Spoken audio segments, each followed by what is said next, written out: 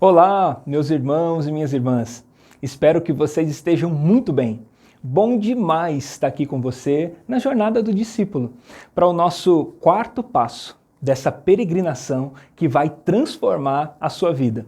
Nesse primeiro trecho da jornada, nós estamos nos baseando no livro Eu, um Discípulo, que é de minha autoria. E esse livro possui reflexões incríveis que certamente vai abençoar muito a sua vida e abrir o seu entendimento sobre muita coisa. E para ter um melhor aproveitamento dessas aulas, eu indico que você leia atentamente cada capítulo desse livro. E isso vai contribuir muito para o seu crescimento espiritual, tá bom? Então vamos lá. Eu espero que você esteja preparado e com o coração disposto para aprender mais um pouco e avançarmos juntos em direção ao cumprimento do nosso propósito.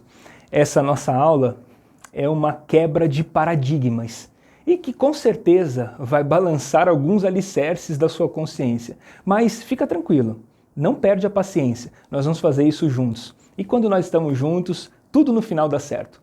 Presta atenção no que eu vou te falar então.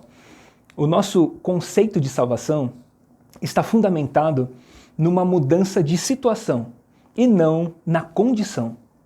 Nós precisamos entender que ter um problema resolvido por Jesus não faz de mim uma pessoa salva.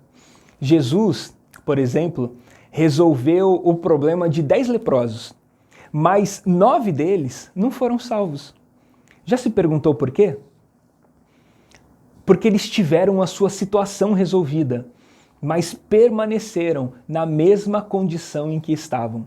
Por isso que nós temos que entender e ressignificar algumas coisas nessa nossa jornada, como, por exemplo, o que significa maldição para você?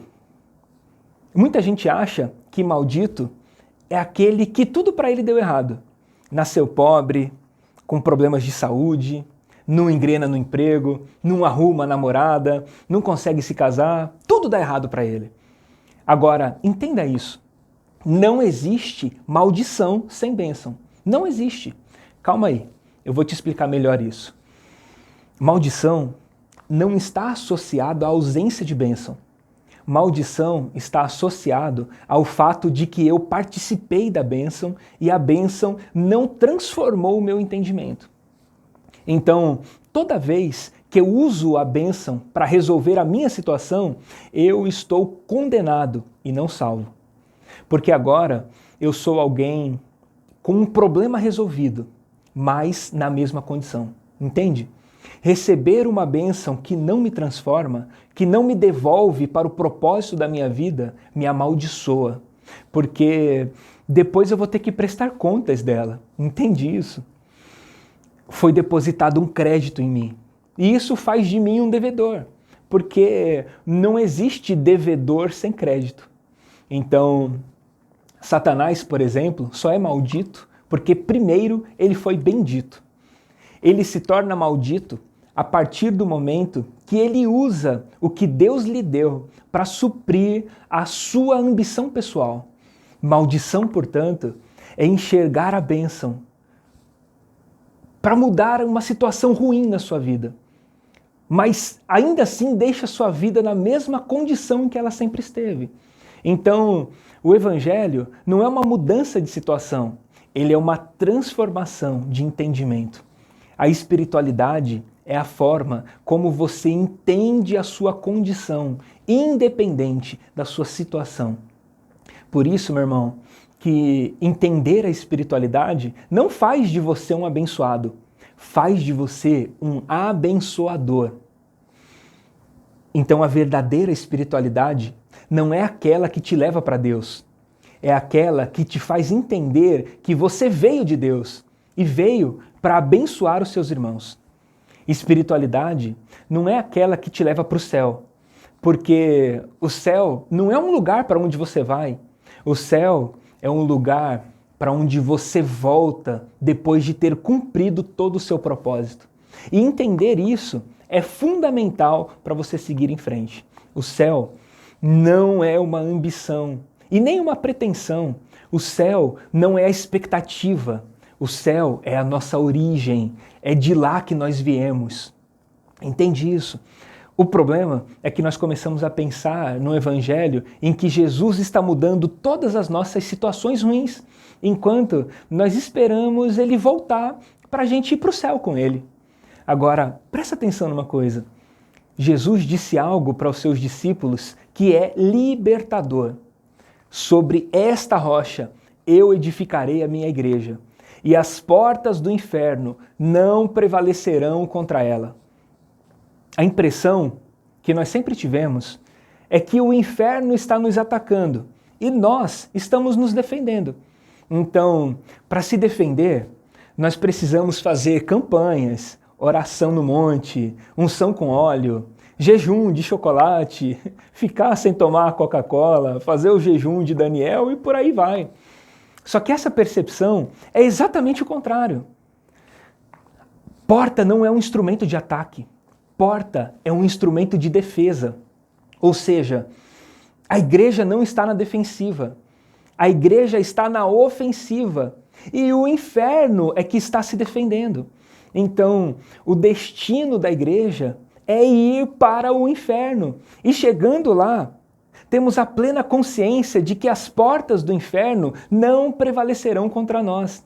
Nós vamos entrar e tirar de dentro dele todos aqueles que estão aprisionados.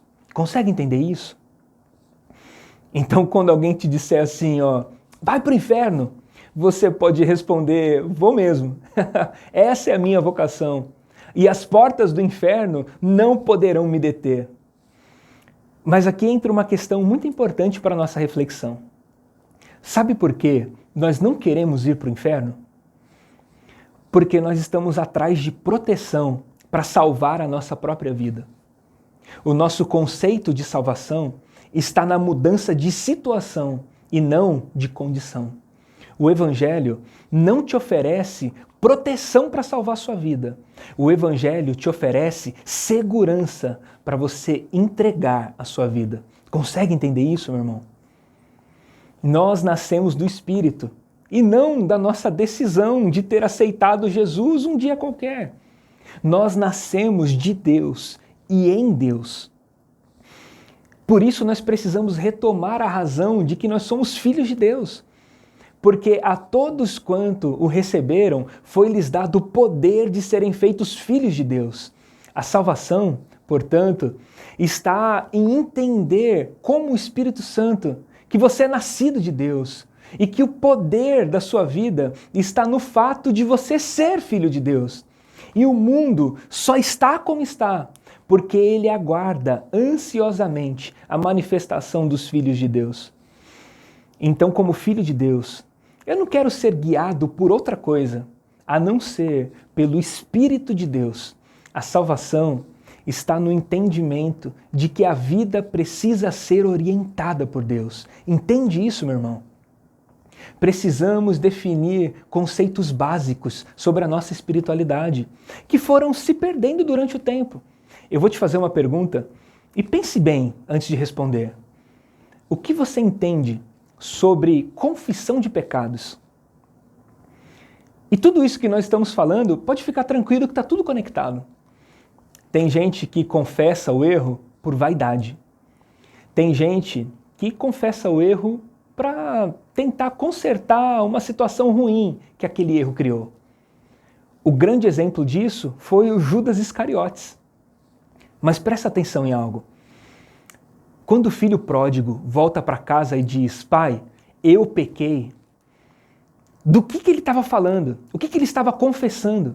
Ele está confessando o seguinte, pai, eu quebrei a nossa relação. Eu achei que havia vida fora do nosso encontro. Eu achei que havia contentamento fora da sua casa. Eu achei que havia paz fora da sua presença. Ele não pecou porque se prostituiu. Ele não pecou porque bebeu todas. Ele não pecou porque fez coisas erradas. Ele começou a fazer tudo isso porque pecou. Entende a lógica? O pecado está em se rebelar contra a nossa verdadeira natureza de sermos conduzidos pelo Pai. Então nós precisamos entender uma coisa. Eu sou parte da obra salvadora de Cristo. Ele fez o sacrifício. E agora, porque somos dele, estamos nele, eu também estou aqui para fazer um sacrifício. Por isso que Jesus disse que cada um que quiser ser o seu discípulo tem que tomar a sua cruz e segui-lo. E essa cruz é tomada em favor de quem, meu irmão? Então agora, eu vivo uma vida crucificada para conduzir os meus irmãos ao conhecimento do Pai. Do mesmo jeito que Jesus foi crucificado para me conduzir até o Pai. Então as pessoas só encontrarão salvação quando elas forem seguidoras de gente crucificada e não de gente que quer ser abençoada. Entende? Elas encontrarão luz quando forem seguidoras de filhos de Deus, de modo que se Cristo é o caminho e eu estou em Cristo, eu também me torno o caminho para conduzir as pessoas até a presença do Pai. Então, meu irmão, guarda isso no seu coração.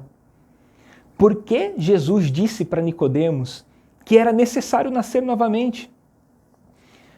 Porque existe uma pessoa de outra natureza que está sendo formada em você. Onde estão os nossos bloqueios? É claro que não são nas nossas lutas. Eles estão todos no nosso entendimento. Não é a nossa situação, sempre foi a nossa condição. De forma que não adianta buscar Jesus para Ele mudar as situações ao seu redor, sem antes que você sofra uma transformação na condição de quem você é. É apenas através dessa consciência que nós estaremos prontos para seguir em frente, para o próximo passo da nossa jornada. E aí, tá pronto? Então vamos em frente.